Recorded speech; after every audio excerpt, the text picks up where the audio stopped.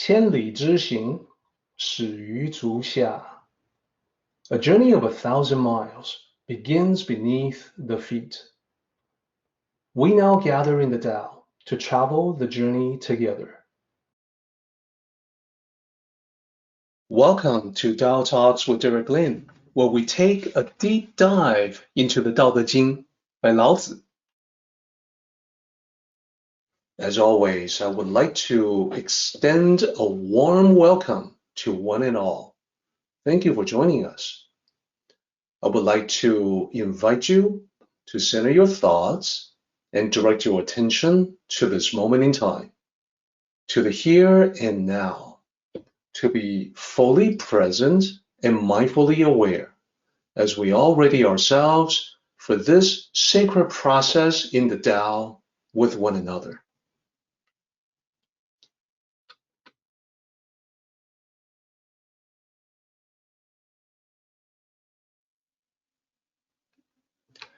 The very first mention of Buzhen is in Tao Te Ching, chapter 3.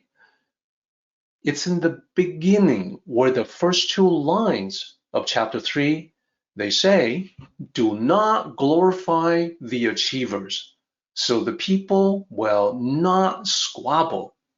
That is, the people will not be contentious if achievers are not glorified by the ruling elite. This speaks to an important point about life. Life can oftentimes be contentious, and that contention comes from competition within human society. This is talking about that. When achievers are glorified, everybody else who is not glorified wants to compete against the achievers in order so that they can next be glorified as well. In our society, that competition turns into the rat race, the race for material resources like money, positions, higher positions of prestige, fame, material rewards of different kinds, not necessarily just money, but also possessions. So competition becomes a key element leading to contention. That's what the first iteration is all about. Then we move on to chapter 8.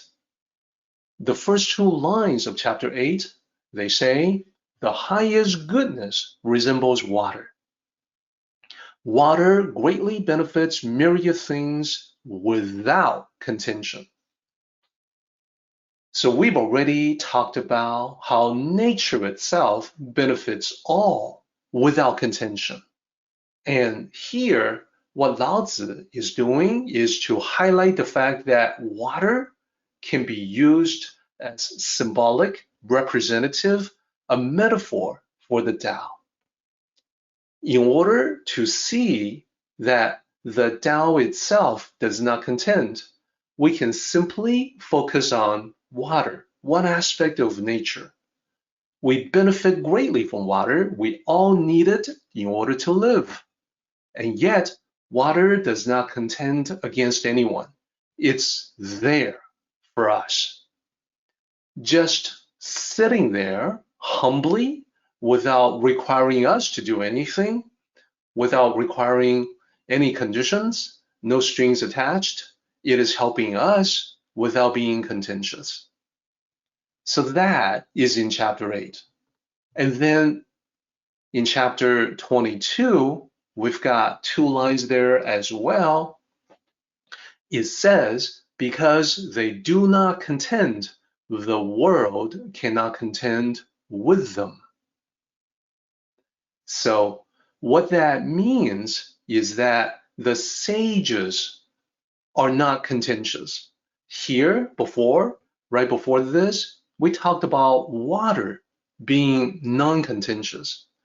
Then we further extend that because the sages wish to emulate the Tao and water is symbolic of the Tao. Water being non-contentious is a clue that the sages should be as well. And the result is that when they're not contentious, the world is not contentious with them. So that's 22. Now there's more. I mentioned that the non-contention elements or concept appears in 6 chapters, so there are 3 more chapters in which it appears. So in 66,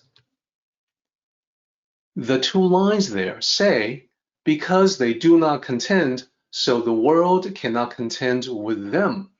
This is actually a repeat of the previous point, that the sages do not contend against anyone, and therefore the world is not contending against them either. It is an important point, which is why Lao Tzu decides to repeat that in a different chapter. Then we go to chapter 68. Chapter 68 is where Lao Tzu expands the scope. In 68, chapter 68 talks about how the best generals do not become warlike. They don't wage war just because they felt like it. The best generals are great leaders who are actually peaceful at heart, not warlike, but that made them the best because they were congruent with the Tao. Same thing with the warriors. The best warriors were not angry. They never got angry, that they could practice their craft of being the warrior without becoming emotionally upset or emotionally triggered. So it then goes on, as I said, the scope is vastly expanded. The general and the warrior are just the beginning of that chapter. Then Lao Tzu goes on to talk about how people who are good at managing others, they keep themselves low. They remain humble. And this is called the virtue of non-contention. It is called the power of managing people. When we get to this particular aspect of the Tao, this is Lao Tzu saying that, listen, non-contention, not just the Tao, not just nature, not just water, not just the Tao sages. It's actually applying to everybody who may not be a Tao sage. And of course, most of us are not at that level. Nevertheless, non-contention applies to us. This is also where Lao Tzu says, look, this is the power of managing people. It is the ultimate principle of the ancients. That also appears in this chapter. And then right before the mention of non-contention in the chapter we're now looking at, which is the final chapter, we've got chapter 73. Chapter 73 points to the Tao of heaven. The Tao of heaven does not contend and yet excels in winning. So this is talking about nature. This is talking about the Tao, and it's appropriate that the mention right before chapter 81 is circling back from human beings back to the Tao again. So then there's a lot more to talk about on the mentions of non-contention. Non-contention is an important topic that we have to spend even more time on. It's the last great concept of the entire, the totality of the Tao Te Ching. And that's why it is worth the extra time for us to go into it deeply.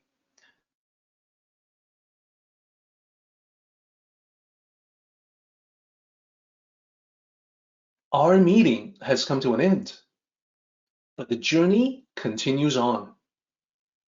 Let us all travel safely so we can meet again. Until next time, may the Tao fill you with peace and happiness.